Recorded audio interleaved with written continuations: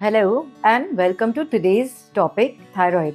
अगर आप ये सुन रहे हो तो शायद आप एल्ट्रोक्सिन, थायरोक्सिन या थायरोनॉम जैसे मेडिसिन ले रहे हो, या शायद आप किसी को जानते हो जो ये ले रहा है। और एक सवाल शायद अक्सर आपके मन में आता होगा, क्या मुझे ये पिल जिंदगी भर लेनी पड़ेगी?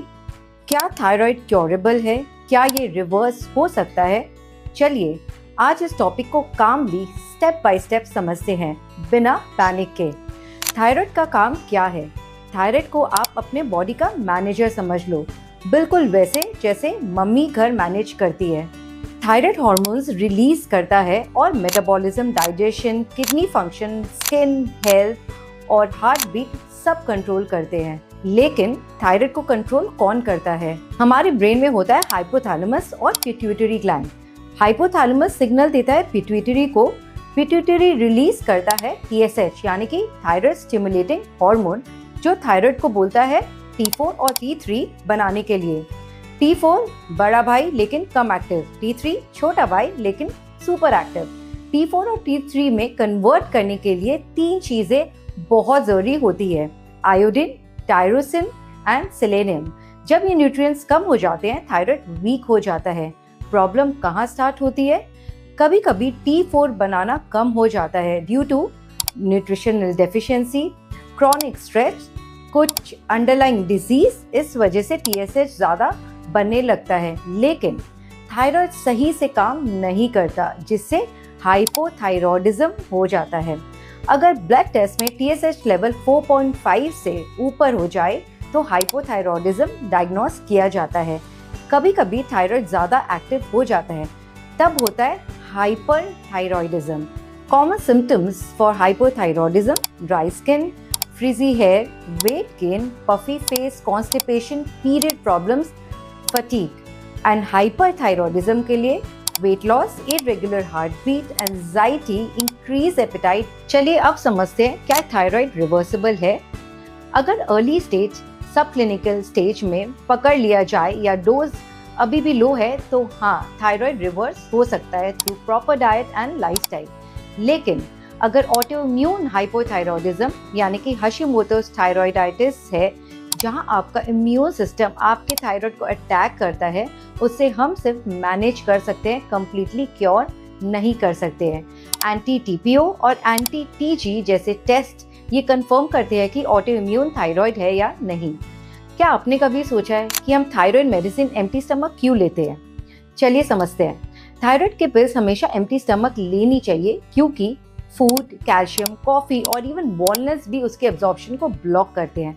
अगर आप मॉर्निंग वर्कआउट करते हो तो अपने डॉक्टर से डिस्कस करो, आप फिर दूसरे एम्प्टी स्टमक विंडो को शिफ्ट कर सकते हो, जैसे कि bed time. Long term medicine side effects: thyroid medicine का लॉन्ग टर्म यूज क्या है? बोन हेल्थ को ये अफेक्ट कर सकता है, ऑस्टियोपोरोसिस का इससे रिस्क हो सकता है, हार्ट पैल्पिटेशन और कोलेस्ट्रॉल इम्बैलेंस हो सकता है। कभी कभी कोलेस्ट्रॉल ऑटोमेटिकली ठीक हो जाता है जब थायराइड लेवल्स नॉर्मल होते हैं। एक्स्ट्रा कोलेस्ट्रॉल मेडिसिन की ज़रूरत नहीं होती है अनलेस डॉक्टर बोले। गोल ये होना चाहिए कि ग्रेजुअली मेडिसिन डोज कम हो जब आप रूट कॉज पे काम करोगे। नाउ लेट्स अंडरस्टैंड कि हम थायराइड को नेचुरली सपोर्ट कैसे कर सकते हैं। सबसे पहले नरिशमेंट। डेली डाइट में होना चाहिए आयोडीन। आयोडीन हमें मिलता है nuts, seafood, eggs, milk, potatoes, banana and strawberries. Second, selenium. Selenium मिलता है sunflower seeds, eggs, oats, lentils and Brazil nuts. Tyrosine यानी कि एक पार्ट है प्रोटीन का जो मिलता है pulses, eggs, sprouts, nuts.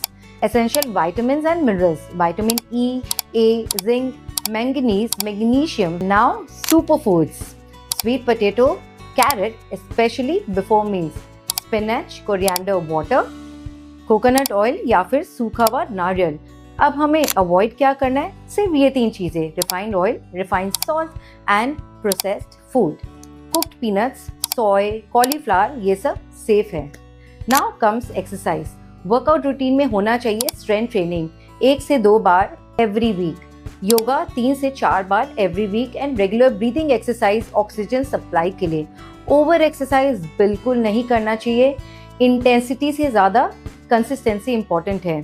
Now stress and sleep. आजकल मोस्ट थायराइड केसेस आयोडीन की कमी की वजह से नहीं, क्रॉनिक स्ट्रेस और पुअर स्लीप की वजह से होते हैं। हाई कॉर्टिसोल, लो रेस्ट और इमोशनल इम्बैलेंस से ये सब थायराइड को वीक करते हैं।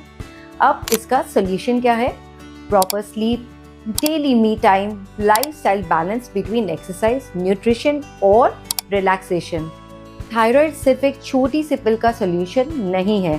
सोल्यूशन है एक lifestyle pill, balance nutrition, smart exercise, quality sleep and real stress management. अगर ये फॉलो करोगे तो शायद आपको लाइफ टाइम मेडिसिन की ज़रूरत ही नहीं पड़ेगी। बस ये याद रखो, ऑटो इम्यून थायराइड मैनेज होता है, क्योर नहीं होता है।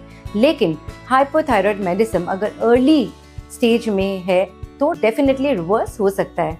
आई होप थायराइड से रिलेटेड आपको जितने भी कंफ्यूजन थे सब अब क्लियर हो गए होंगे।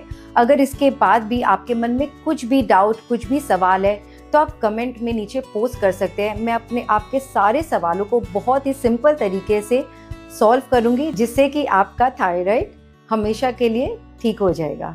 Now no more drama, no more confusion, only simple and real life solution with nurture by Shikha Agarwal.